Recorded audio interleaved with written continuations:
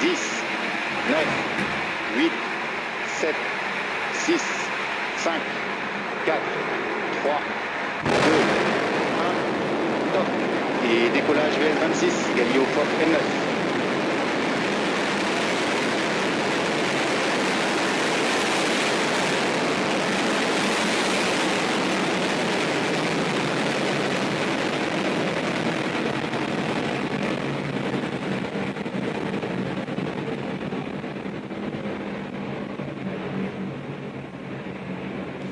Les paramètres à bord sont normaux.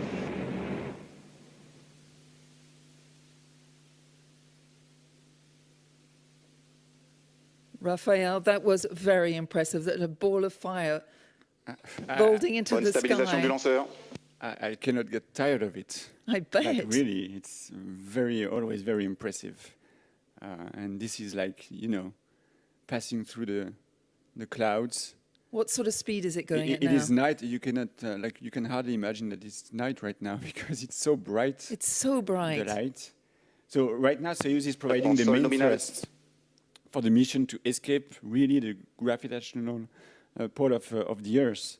And in a few seconds, we should see the separation of the 4 lateral boosters that are surrounding the main core. I mean, you can imagine that in 2 minutes, the Soyuz will have gone from 0 to about 50 kilometers of altitude. That's quite incredible. From 0 to 2 kilometers per second. Bonne stabilisation du lanceur. Tous les paramètres à bord sont normaux. Like what This is probably now faster than like a bullet. Faster than a bullet right now. Yeah. You've got the earpiece. What is the DDO? What did he just say then? It says that everything is nominal, the trajectory is nominal, so everything's looking good for Soyuz right now. So you can see the light coming from the 4 boosters. So in 10 seconds, we will have the confirmation, won't we, of the separation of the boosters? And during this, yeah, oh wow, you can see it. We can see it, it's wow, incredible. That's really incredible. What a sight, Raphael. Because usually you can see it in daylight, but at night, it's very rare. It's quite incredible. Yeah.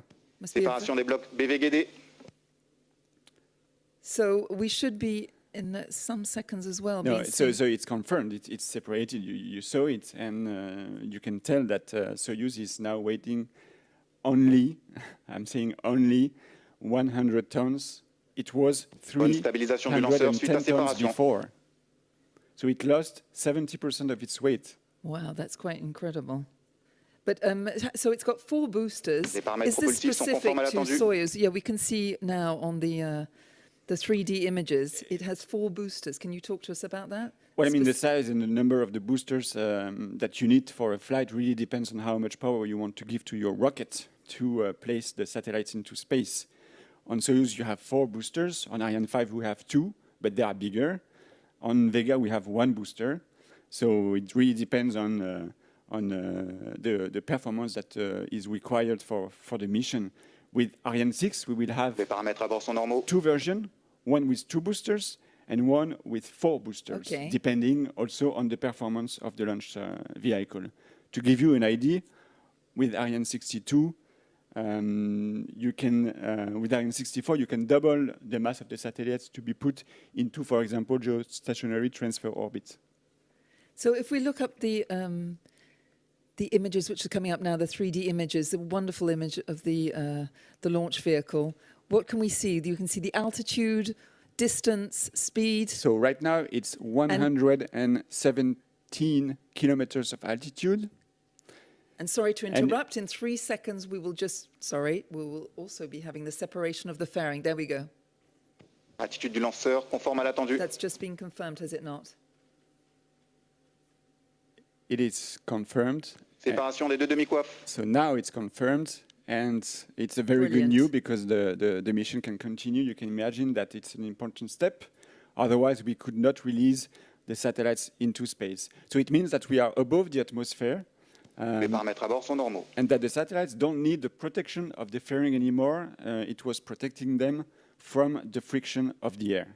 So if I've understood rightly, we are now waiting for the separation of the second stage. Is that right? Yes, it's right. And this is a peculiar separation because the third stage is going to ignite 2 seconds before. And this is actually the ignition of the third stage that will push the second stage and separate it from the rest of the launch vehicle.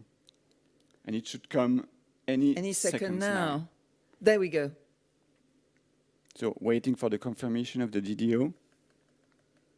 Because I remind that this is 3D simulations here. Allumage bloc I, extinction bloc K et séparation. So it's confirmed. That's so brilliant. The That's mission really can brilliant continue. news. Another important step. So the second achieved. stage, or the main core, has now been separated. section The arrière. third stage remains, the one that powers the launch. What is the role of each of these stages for the launcher? Well, having several stages increases the mass of the satellites to be put into Bonne orbit. stabilisation suite à séparation. So the principle is rather simple, and we progressively get rid of any mass on the launcher that is useless. It's like if you want an image, you can consider a fuel truck. Let's consider that the truck is driving using the gas contained in its tanks. When the first tank is empty, it becomes completely useless, so it becomes dead weight, if you will, and we just remove this dead weight to make the rest of the rocket lighter and to gain power to continue the mission. So at this stage of the mission, Raphael, how far along is our launcher? So you can see that it has traveled 780 Fonctionnement normal du lanceur suivant les 3 axes. kilometers in only 6 minutes. That's incredible. So it's now at the speed of 4.5 kilometers per second. I remind that all the parameters are on the screen, so everybody can read it. So it's 3 or 4 times the Les paramètres speed propulsifs sont conformes à l'attendu. of a bullet right now. So we're getting closer to the naval station. What are the specificities? I can't say that word. The specifics of this station. Well, unlike ground telemetry stations, the naval station is located right in the middle of the Atlantic Ocean. In this case, this is a ship that is equipped with an antenna that we position on the ocean a couple of days before the launch. So this is a mobile station on water, literally. Yeah, and it raises some logistic issues because we need to position the ship in advance. The ship really needs... Acquisition de la télémesure par la station navale. Okay, very good news. The ship needs, I said that it's We've just a acquired technological issue because the ship needs to be stable and well-oriented in order to receive the signal from the launcher with sufficient accuracy. Paramètres propulsifs du bloc I, Can you correct. confirm, Raphael? He's confirmed the acquisition of the naval station. That's brilliant The news. acquisition is confirmed. So we've already talked about this station for the previous Vega flight, VB20. That flight also had a rather unusual trajectory. Can you perhaps also tell us what direction the launch is going in, our launch is going in tonight? Well, I mean, this is the targeted orbit that really drives the trajectory of the launcher, and it drives what we call the ground track. It is, in a way, the shadow of the launcher on the Earth's surface. And right now, the inclination of the targeted orbit for Galileo is 57 degrees with respect to the equator. And we have the obligations to continuously monitor the position of the launcher up to a certain altitude. And Les paramètres à bord sont normaux. sometimes, like today, it happens that we cannot follow the launcher from a fixed ground station because the launcher passes over the Atlantic Ocean, and it will continue over Normandy and England. This is why we need such a naval station. It's going over my home country. That's brilliant. You're English, right? So yeah, if you hadn't guessed already. So anyway, so we're going in a northeasterly eastern direction. Is that right then? Yeah, exactly. But you know, we use a different network of telemetry Séquentiel se stations déroule tel que planifié.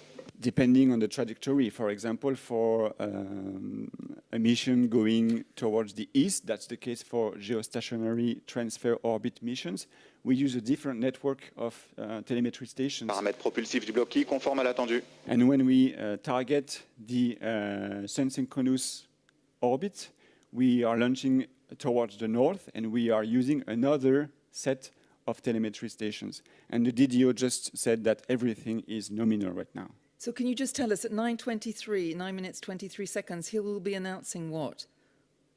Well, The the separation of the third stage, which is another very important step here. It's now. That's right. We can see it on the 3D images. Yes, it's and we quite are incredible. waiting. Yes, we are waiting for the confirmation, of course, And there from the we have DDO. it. I think the most wonderful image I've ever seen of this type of golden mushroom. Yeah, what is that? This is the frégate upper Extinction stage. du bloc I et séparation. So it's confirmed. The third stage has been separated.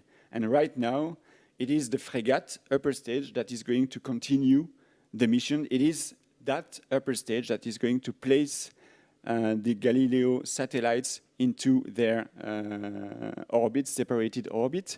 And from there, the Galileo satellites will place themselves on their operational orbit. So can you just tell, what is it exactly in a couple of words before we get the announcement from the DDO about the ignition of the first frigate? Yeah, so the ignition of the first frigate is really to place this upper stage, so it's happening right now, we will need the confirmation from the DDO, to place this upper stage on an elliptical intermediate orbit, and it's going to ignite for 12 or 13 minutes, which is quite long because it requires some energy to place the upper stage on this orbit.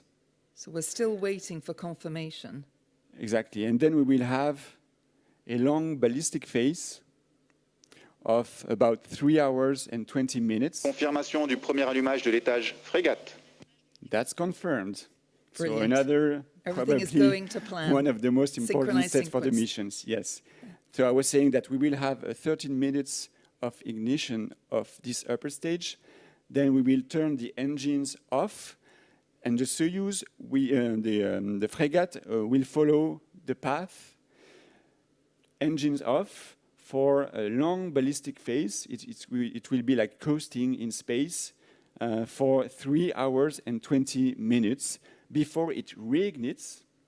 And this time it will change also the trajectory from an elliptic one to a circular one. A circular, okay. Yes, which is going to be the final orbit where the satellites are going to be separated into space. It's moving at an incredible speed. What can you tell us about this? Yeah, so right now it's you can see the naval station coming into view on our... Yeah, exactly. And I think that so we will go from... Acquisition de la télémesure par la station de Santa Maria des Açores. So that's what I was about to say. Tell us, Raphael. Yeah, it means that the next telemetry stations just took over the signal. And Santa Maria is... Where is Santa Maria? You see that this is an island, part of the Azores archipelagos. It is located west of Portugal. It's in the Atlantic Ocean. And like I said, it is now taking back the signal from the launcher. So can you remind us again how it's a rather long mission and how long it will last? It will last 3 hours and 50 minutes in total. So yes, this is an unusual, particularly long mission here.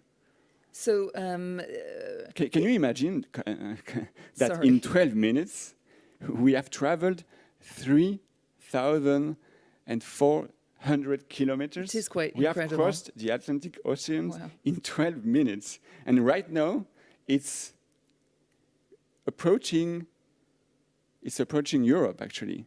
And it will pass above Les paramètres propulsifs de l'étage frégate sont nominaux. So everything in nominal. So we're about to lose, or we've lost the naval station. The expert, Raphael, has confirmed the loss of a naval station. Yeah. So why are we losing the signal? For how long? And so this is completely normal. We lose the signal when, from the telemetry station point of view, the launcher disappears behind the horizon. So to answer your questions, we sort of don't need the naval station anymore because it has been recovered by the Santa Maria station. It has taken over the job to follow the launcher. This is why we use actually several successive stations to follow the trajectory of the launch vehicle in real time. And you know, this is like a chain of acquisition and losses along the course with sometimes short visibility holes when a station loses the signal before the next one recovers it. Well, thank you, Raphael. In a couple of minutes, the two satellites will be orbited into space to join the Galileo constellation, 23,000 kilometers above our heads, which is quite incredible to think of that. Les paramètres à bord sont normaux. They have, however, already traveled a long way to get here. And we have some footage we'd like to share, which dates from the start of the Galileo satellites and launcher campaign.